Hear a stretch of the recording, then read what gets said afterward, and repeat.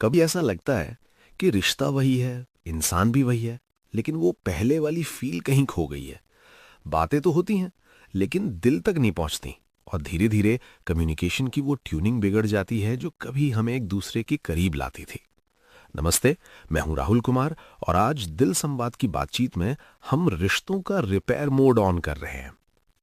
कभी कभी ऐसा होता है ना कि हम अपने सबसे करीबी रिश्तों में होते हैं, लेकिन फिर भी एक अजीब सी एक दूरी सी महसूस होती है। हाँ बिल्कुल, सब कुछ बाहर से ठीक चल रहा होता है, पर अंदर से लगता है कि कुछ तो बदला है। वही, और मन में एक सवाल अटक जाता है कि रिश्ता पहले जैसा था, अब वैसा फील ही नहीं आता। और ये एहसास अक्सर छोटी छोटी अनकही बातों से ही पैदा होता है।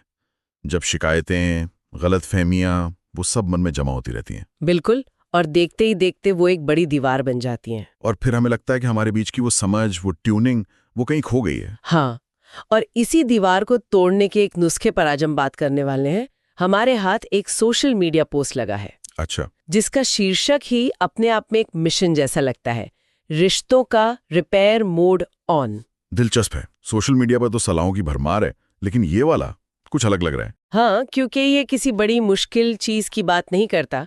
ये एक बहुत ही सरल, लगभग मामूली सा लगने वाला विचार पेश करता है। इसका दावा है कि रिश्तों में खोई हुई स्पष्टता और शांति वापस लाई जा सकती है, और वो भी एक ऐसे तरीके से जो हमारी रोज की जिंदगी में आसानी से फिट हो जाए। और आज हमारी पड़ताल का मकसद भी यही समझना है कि इस पोस्ट में बताया गया 10 मिनट का नो जजमेंट टॉक टाइम क्या सच में काम करता है, या ये भी बस एक अच्छा लगने वाला विचार है जिसका असल जिंदगी में कोई मतलब नहीं। बिल्कुल। तो चलिए इस दावे की गहराई से पड़ताल करते हैं। क्या ये सच है कि जैसा पोस्ट में लिखा है, रिश्ते बातों से हील होते हैं? आइए पता लगाते हैं। तो शुरुआत करते हैं उस नींव से जिस पर यह पूरी थ्योरी खड़ी है। हाँ, पोस्ट के मुताबिक रिश्तों में दरार डालने वाली सबसे बड़ी और सबसे आम गलती, और ये गलती हम सब कभी न कभी किसी न किसी रूप में करते ही हैं। पोस्ट इसे कहता है mistake number 1, mind reading expectation. मन पढ़ने की उम्मीद। हाँ, यानी ये उम्मीद करना कि हमारा पार्टनर बिना कुछ कहे हमारे मन की हर बात, हर जरूरत, हर परेशानी वो खुद ब खुद समझ जाएगा। और जब वो नहीं समझते, तब वो एक क्लासिक लाइन सामने आती है जो शायद हर लड़ाई की जड़ है, तुमको समझना चाहिए था। उफ, ये लाइन, ये अपने आप में एक भावनात्मक बोझ है। इसमें प्यार से ज्यादा एक अधिकार और निराशा छिपी होती है। सही, हम ये मानकर चलते हैं कि अगर कोई हमसे प्यार करता है तो उसके पास हमारे मन को पढ़ने की कोई जादुई शक्ति होनी चाहिए। बिल्कुल। इस पोस्ट में दिया गया उदाहरण मुझे बहुत पसंद आया। वो लिखते हैं, अरे भाई, गूगल भी बिना इनपुट के सर्च नहीं करता, तो अपने पार्टनर से इतनी ज्यादा उम्मीद क्यों? हाँ, ये तो बहुत ही सटीक है। ये बात इतनी सीधी और सच्ची है ना? हम एक एडवांस्ड एआई से ये उम्मीद नहीं करते कि वो बिना कमांड के काम करे, लेकिन एक जीते जागते इंसान से कर लेते, जो खुद अपनी ही भावना और विचारों में उलझा हुआ है। हाँ, यहाँ पर एक मनोवैज्ञानिक पहलू को समझना जरूरी है। ये उम्मीद इतनी हानिकारक क्यों है? बताइए। क्योंकि ये थियोरी ऑफ माइंड के कॉन्सेप्ट का एक तरह से गलत इस्तेमाल है। Theory of mind? हाँ, ये हमारी वो क्षमता है जिससे हम ये समझ पाते हैं कि दूसरे लोगों के भी अपने विचार, अपनी भावनाएं और अपने इरादे होते हैं जो हमसे अलग हो सकते हैं। अच्छा। लेकिन करीबी रिश्तों में हम अक्सर इसका ठीक उल्टा करने लगते हैं। हम ये मान लेते हैं कि हमारे पार्टनर का मन ठीक हमारे मन की एक कॉपी है। लेकिन क्या ये उम्मीद रखना इतना भी गलत है? आखिर करीबी रिश्तों में थोड़ी बहुत अंडरस्टैंडिंग की उम्मीद तो होती ही है ना? अगर हर छोटी छोटी बात बोलकर ही बतानी पड़े तो फिर वो खास कनेक्शन कैसा? ये एक बहुत जरूरी सवाल है। यहाँ हमें अंडरस्टैंडिंग और माइंड रीडिंग के बीच का फर्क समझना होगा। ठीक है, जो समय और अनुभव के साथ आता है। हाँ, लेकिन माइंड रीडिंग की उम्मीद का मतलब है ये मान लेना कि वो उस पल में, उस स्थिति में आपके दिमाग के अंदर क्या चल रहा है ये भी जान लेंगे। अच्छा, तो अंडरस्टैंडिंग अतीत के अनुभवों पर आधारित है, जबकि माइंड रीडिंग की उम्मीद वो वर्तमान की एक असंभव मांग है। बिल्कुल। और जब ये मांग पूरी नहीं होती तो हम निराश होते हैं। हमें लगता है कि हमें कोई समझता ही नहीं। सही। और ये भावना ये बातचीत के सारे दरवाजे बंद कर देती है। हम कोशिश करना ही छोड़ देते हैं क्योंकि हमें लगता है कि क्या फायदा, इन्हें तो वैसे भी समझ नहीं आएगा। और ये एक अनकहा दबाव बनाता है जहां दूसरा इंसान हर वक्त इस डर में रहता है कि कहीं वो हमारी अनकही उम्मीदों पर खरा ना उतर पाए। ये तो रिश्ते को हल्का फुल्का रखने की बजाय एक इम्तिहान जैसा बना देता है। बिल्कुल। ठीक है, तो ये माइंड रीडिंग की उम्मीद रखना एक जाल है, ये समझ में आता है। ये असल में कम्युनिकेशन का शॉर्टकट लेने की कोशिश है जो रिश्ते को एक बंद गली में ले जाता है, सही, साधा समाधान बताता है। और अक्सर सबसे मुश्किल समस्याओं के समाधान बहुत सरल ही होते हैं, बस उन्हें लगातार करने की जरूरत होती है। हाँ, लेकिन ये समाधान सुनने में कुछ ज्यादा ही सरल लगता है। पोस्ट कहता है फिक्स, पहले रोज 10 मिनट बिना जज किए एक दूसरे के लिए टाइम निकालो। सिर्फ 10 मिनट? हाँ, क्या 10 मिनट में सालों से जमी हुई गलतफहमियां दूर हो सकती हैं? ये थोड़ा अविश्वसनीय सा नहीं लगता? आपका संदेह जायज है। देखिए, ये कोई जादुई छड़ी नहीं है कि एक दिन में सब ठीक हो जाएगा। इसकी ताकत इसके समय में नहीं, बल्कि इसकी शर्त में और इसे रोज करने में है। और वो शर्त है? वो शर्त है, बस सुनो, बीच में टोको मत। और यहीं आकर मामला पेचीदा हो जाता है। बस सुनो कहना बहुत आसान है, करने से ज्यादा। हाँ, लेकिन असल जिंदगी में जब आपका पार्टनर कोई ऐसी बात कह रहा हो जिससे आप सहमत नहीं है या जो आपको अपनी गलती जैसी लग रही हो, तब चुप रहना, बिना खुद का बचाव किए, बिना समाधान सुझाए, ये तो लगभग नामुमकिन सा लगता है। ये मुश्किल इसलिए लगता है क्योंकि हमारी पहली प्रवृत्ति समस्या को फिक्स करने की होती है। हाँ, बिल्कुल। जैसे ही कोई अपनी परेशानी बताता है, हमारा दिमाग समाधान ढूंढने लगता है, या फिर हम अपनी राय देने लगते हैं या अपना बचाव करने लगते हैं। सही। बिना जज किए सुनने का मतलब है इन सभी प्रवृत्तियों को सचेत रूप से बस उन 10 मिनट के लिए रोकना। ये सिर्फ चुप रहना नहीं है, ये अपनी अंदरूनी प्रतिक्रियाओं को थामने का अभ्यास है। तो ये एक तरह का मेडिटेशन हुआ, जहां ध्यान अपनी सांसों पर नहीं बल्कि सामने वाले के शब्दों और भावनाओं पर लगाना है। हाँ, आप इसे ऐसा कह सकते हैं। देखिए, रिलेशनशिप के एक जाने माने रिसर्चर हैं डॉक्टर जॉन गॉटमन। हाँ, मैंने सुना है उनके बारे में। वो इसे इमोशनल बिड्स का कॉन्सेप्ट कहते हैं। उनके अनुसार पार्टनर दिन भर में एक दूसरे को बातचीत के लिए छोटे छोटे निमंत्रण देते हैं, जिन्हें बिड्स कहते हैं। अच्छा, जैसे? ये कुछ भी हो सकता है, जैसे आज दिन बहुत थका देने वाला था, या देखो बाहर मौसम कितना अच्छा है। ये 10 मिनट का समय उन बिड्स को भेजने और स्वीकार करने का एक तय और सुरक्षित तरीका है। जब आप बिना टोके सुनते हैं तो आप कह रहे होते हैं, तुम्हारी बिड मुझे मिली और मैं यहां तुम्हारे लिए मौजूद हूं। ये दिलचस्प है। तो ये सिर्फ बातें नहीं हैं, ये कनेक्शन बनाने की कोशिशें हैं। बिल्कुल। लेकिन इसे प्रैक्टिकल तौर पर कैसे किया जाए? मान लीजिए कोई ये अभ्यास शुरू करना चाहता है, तो उसे किन बातों का ध्यान रखना चाहिए? कुछ छोटी छोटी बातें हैं जो बहुत मदद करती हैं। पहला, सवाल पूछें, लेकिन क्यों से शुरू होने वाले नहीं। क्यों नहीं? तुमने ऐसा क्यों किया? ये अक्सर एक आरोप जैसा लगता है। अच्छा। इसके बजाय उस वक्त तुम्हें कैसा महसूस हुआ, या तुम्हारे हिसाब से आगे क्या होना चाहिए, जैसे सवाल पूछें। ठीक है। दूसरा, उनकी बात को दोहराएं। जैसे, तो अगर मैं सही समझ रहा हूं तो तुम ये कह रहे हो कि, इससे उन्हें लगता है कि आप सच में समझने की कोशिश कर रहे हैं। और तीसरा और सबसे जरूरी, तुरंत समाधान देने की अपनी इच्छा पर काबू पाएं।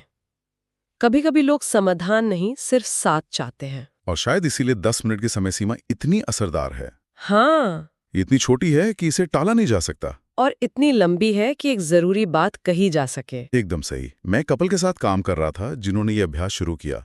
शुरू में पति के लिए 10 मिनट बिना समाधान दिए अपनी पत्नी की बात सुनना बहुत मुश्किल था। उन्हें लगता होगा कि वो कुछ कर नहीं रहे। बिल्कुल, उन्हें लगता था कि वो एक अच्छे पति का फर्ज नहीं निभा रहे। लेकिन तीसरे हफ्ते तक उनकी पत्नी ने कहा कि सालों बाद उसे पहली बार महसूस हुआ कि उसे सच में सुना और समझा जा रहा है, सिर्फ फिक्स नहीं किया जा रहा है। वाह! और यही उनके रिश्ते का टर्निंग पॉइंट था।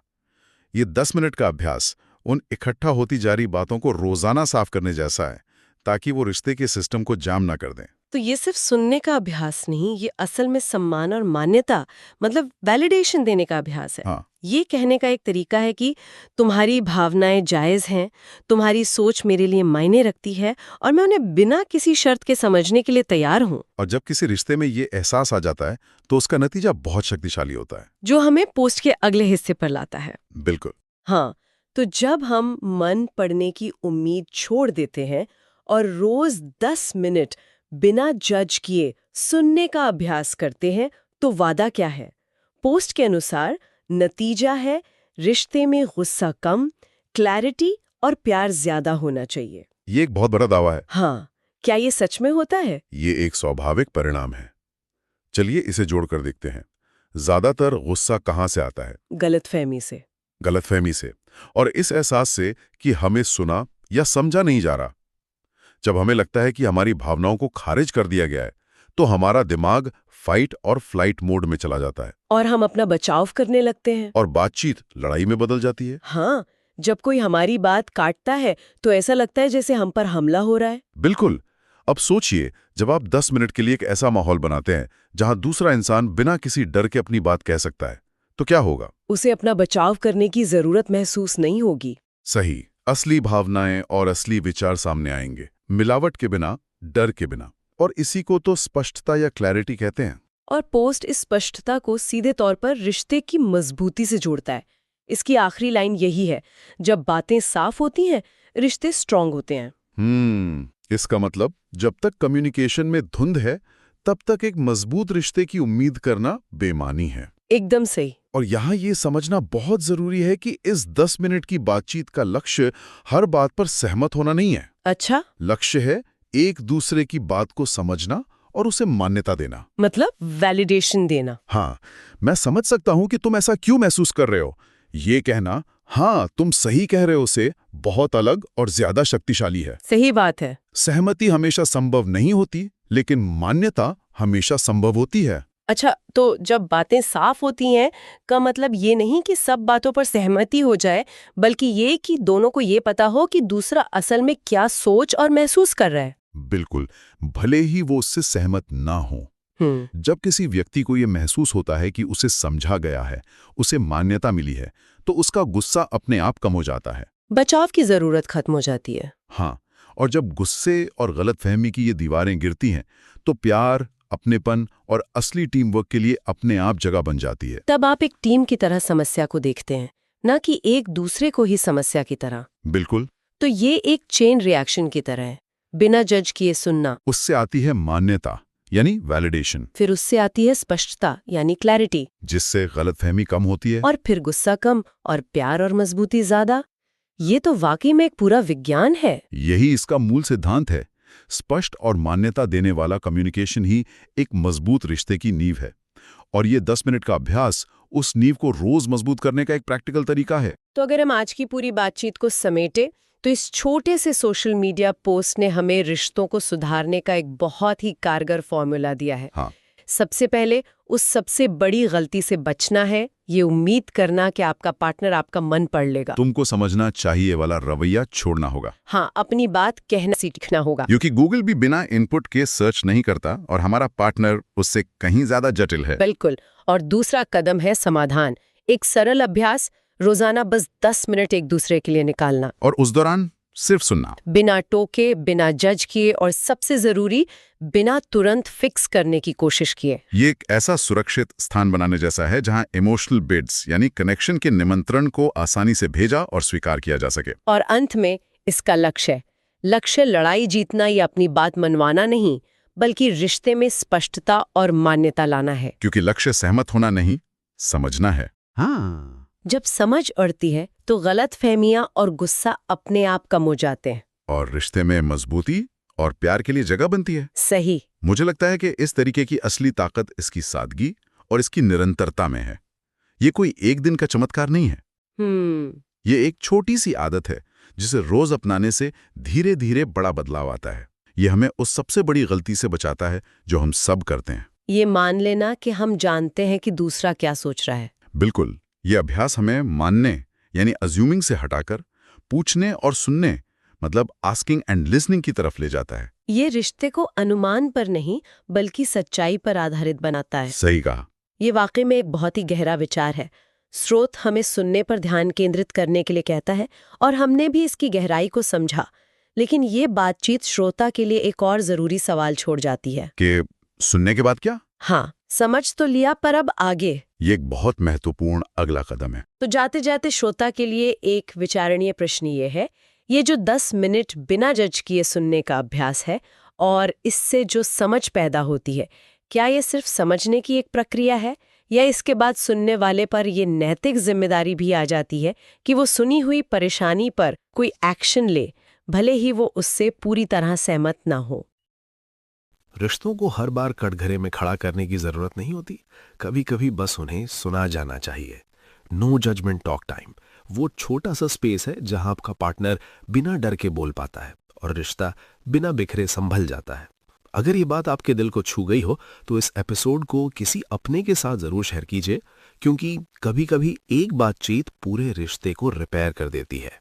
तो चलिए मिलते हैं अगले पॉडकास्ट में। तब तक खुद भी खुश रहे और दूसरों को भी खुश रहने दें। धन्यवाद।